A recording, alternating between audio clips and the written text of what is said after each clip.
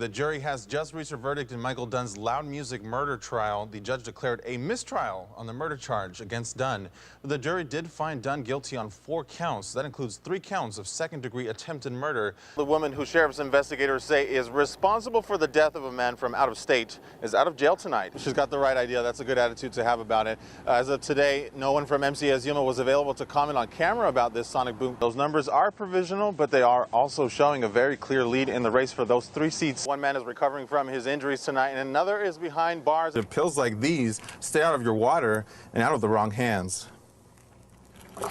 Your typical Thanksgiving meal takes about a few hours to prepare, but the people at Crossroads Missions will be serving more than 4,000 people. Today, that's me.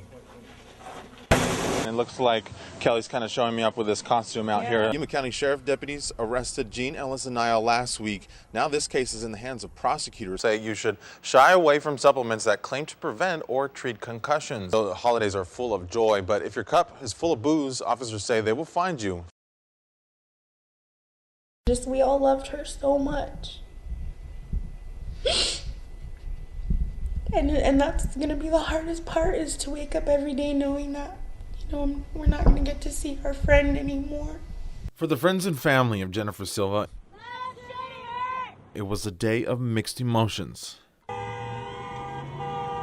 Last month, Yuma police officers found the 28-year-old with a very serious gunshot wound. She later died at Yuma Regional Medical Center. The investigation has been ongoing, but Silva's mother says she wants answers now. We're trying to have a voice here about my daughter's murder. I mean, it has been over a month and I can't bring her home because we have no police report, we have no autopsy. YPD officials say they questioned and released all people of interest in this case, but Jennifer's mom says one person they questioned should be behind bars. The shooter is a convicted felon who has no rights to bear arms, and she was not arrested that night. Concerned friends say Jennifer was caught in a domestic violence situation gone worse. We want to make sure that we can get any information that we can to prove that, that domestic violence was an issue, but our friend was the victim. So they took to the streets, wearing her favorite color. Friday's rally, they say, is one of many events they plan to bring awareness to domestic violence and to bring Jennifer's killer to justice. She was murdered by her girlfriend. There's no justice. Right now she's walking the streets and there's nothing that they're doing right now. She was a really good friend, more than just a co-worker. I know that she's looking down on us, and she knows that we're trying to get justice for her. I have been so sad myself because I'm usually so very careful. Almost a week later, Naomi Tweedy still asks herself how she let it happen. She just knew how to work you.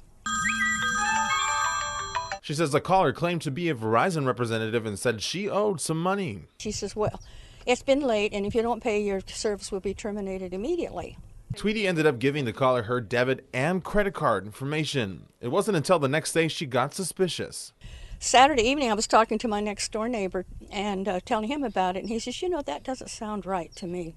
So she called her cell phone company. Of course, they knew nothing about it. When she checked her bank statement, she noticed a fraudulent charge for only about $5. So the cards have been canceled and my bank account's safe. We checked it yesterday. We're usually about a step behind the scammers. We foil one scam and they've already probably thought up 3 different other ones. Places like Verizon and stuff, they won't call you and demand that you pay your bill right away. They'll send you a text saying to pay your bill, go to myverizon.com or, any type of thing like that, or they'll just turn your phone off. It could have ended much worse, but Tweedy says she still learned her lesson. If I don't initiate the call, I won't even give them what time it is. I will give them no information whatever. I will hang up and call whoever says they're calling me. At least now things are calm, but an F-18 flying too low and too fast shook the foothills area to the core.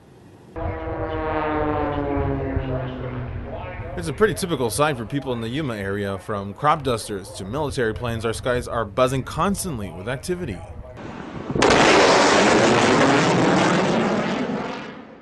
But Wednesday morning, people in the foothills area had quite the rude awakening. I thought for sure the house next door had blown up. And then we started looking out the window to see if we could see any smoke or anything. Connie Slobodan says she and her husband were shocked. Officials from Marine Corps Air Station Yuma say the loud sound people heard after 8 a.m. was a sonic boom. They say it was an F-18 from Marine Fighter Training Squadron 101, based out of Marine Corps Air Station Miramar in the San Diego area. It doesn't bother me because I mean, that's just the price of freedom.